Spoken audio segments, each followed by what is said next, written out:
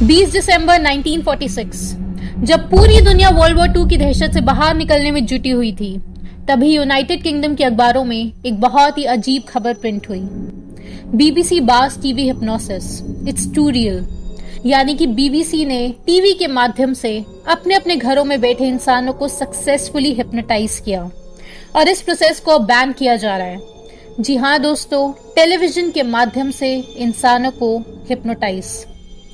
एक ऐसी खबर जिसने आज तक भी सारे साइंटिस्ट कम्युनिटी को शॉक में डाल रखा है कि आखिर ये संभव भी कैसे हुआ, और अगर ये सच है तो ये बात आज तक आपसे कैसे छुपी हुई रही है। पीटर कैसन नाम के हिप्नोटिस्ट ने टेलीविजन पर अपना शो किया। 12 BBC के वॉलंटियर्स जो ये शो टीवी पर देख रहे थे, उसमें से सबसे पहले एक BBC वॉलंटियर जो बहुत ही कॉन्फिडेंटली टेलीविजन स्क्रीन पर अपनी नजरें रखे हुए था, अचानक पीटर कैसन के एक क्लिक पर टीवी देखते देखते वो इंसान डीप स्लीप में चला गया। देखते ही देखते दूसरे इंसान ने उबासी ली और अचानक डीप स्लीप। इससे पहले कि कोई तीसरे वॉलंटियर के पास जाकर कुछ कहता, वो भी टीवी देखते देखते डीप स्लीप में चला गया। और ऐसे 12 में से 5 लोगों के साथ हुआ। और ये वो पल था जब BBC एक्सट्रीमली शॉक की स्टेट में थी कि टेलीविजन के थ्रू इंसानों को घंटों घंटों के लिए स्लीप स्टेट में पहुंचाया जा सकता है। और इस पूरे एक्सपेरिमेंट के बाद पूरे UK में हड़कंप मच गया और BBC ने डिसाइड किया कि टेलीविजन हिप्नोसिस को बैन कर दिया जाए। द ल्यूस्टन डेली सन नाम के न्यूज़पेपर में ये न्यूज आई, BBC finds hypnosis by TV works. और आप ये पढ़िए कि BBC के ऑफिशियल ने, जिन्होंने अपना नाम एनोनिमस रखा, उन्होंने इस हिस्टोरिक टीवी हिप्नोसिस के एक्सपेरिमेंट पर क्या कहा। My goodness, if you can hypnotise people by television, think what would happen if everybody had a TV set, as everybody will shortly, and Hitler sort of fellow started working on them all. मतलब अगर television से इंसानों को सम्मोहन में डाला जा सकता है और हर इंसान के घर में टेलीविजन सेट आ जाए, जो कि भविष्य में आना ही है, तो हिटलर जैसा इंसान इसका किस स्तर तक मिसयूज कर सकता है। बस हिटलर जैसे टॉप पोजीशन इंसान को नेशन के टीवी ट्रांसमीटर का कंट्रोल लेना है और पूरी जनता को एक डीप स्लीप की स्टेट में ले जाया जा सकता है, और फिर जो स्टेटमेंट चाहे वो पूरी पब्लिक के माइंड में इंट्रोड्यूस किए जा सकते हैं। और दोस्तों, ये भी कहा गया था कि एटम बॉम्ब अब पुरानी टेक्नोलॉजी हो चुकी है और लेटेस्ट टेक्नोलॉजी माइंड कंट्रोल ही है। दरअसल इतिहास की किताबों में दर्ज है कि हिटलर ने 60 लाख ज्यूज का हॉलोकॉस्ट किया और माइंड को इन्फ्लुएंस करने की टेक्निक्स उसने इस्तेमाल करी, जिस कारण अधिकतर जर्मनी के लोगों ने उस समय पर कोई आवाज नहीं उठाई थी।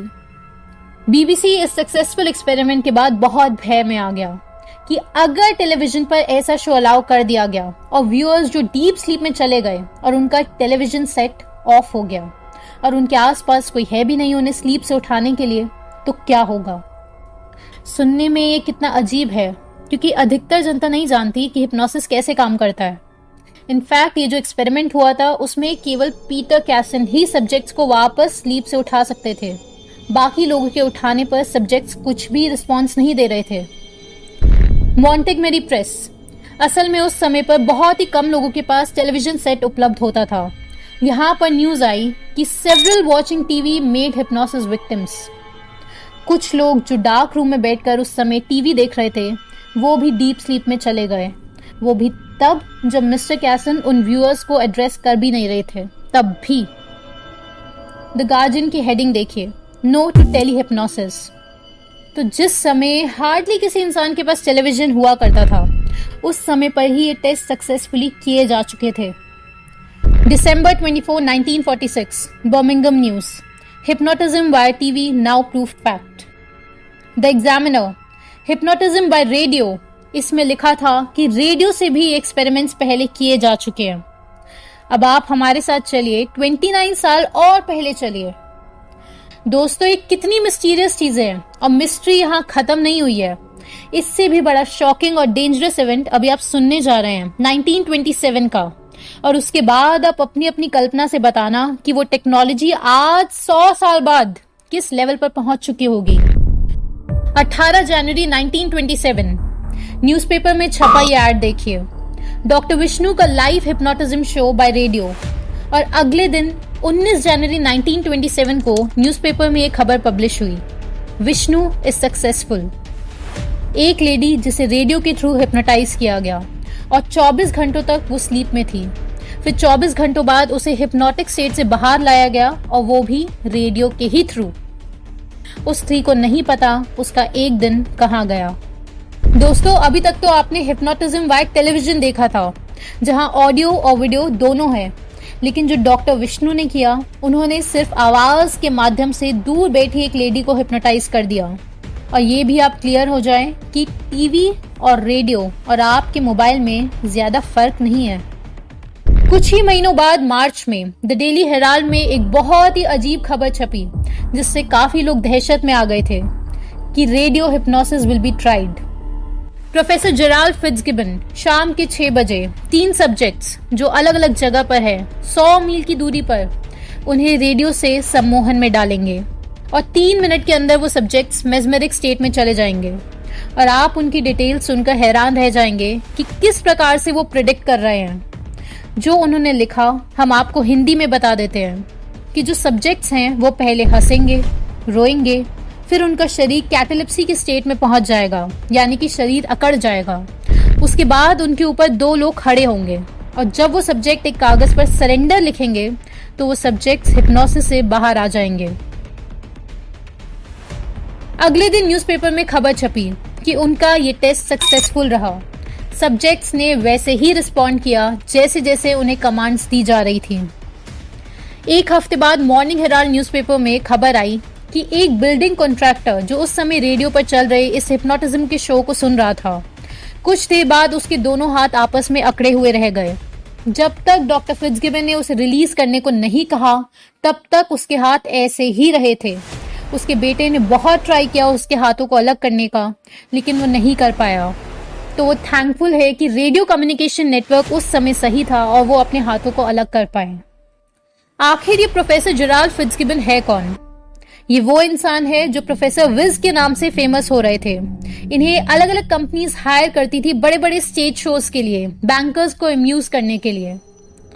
अब आप सोच के हमें बताएं कि जब 1927 से रेडियो के जरिए सम्मोहन की इतने भीषण एक्सपेरिमेंट्स चल रहे थे, तो यूएस की सीक्रेट एजेंसी CIA आज 2022 में इसे किस स्तर तक ले गई होगी, क्योंकि इस प्रयोग के लिए रेडियो से कहीं गुना ज्यादा शक्तिशाली आपका मोबाइल फोन है।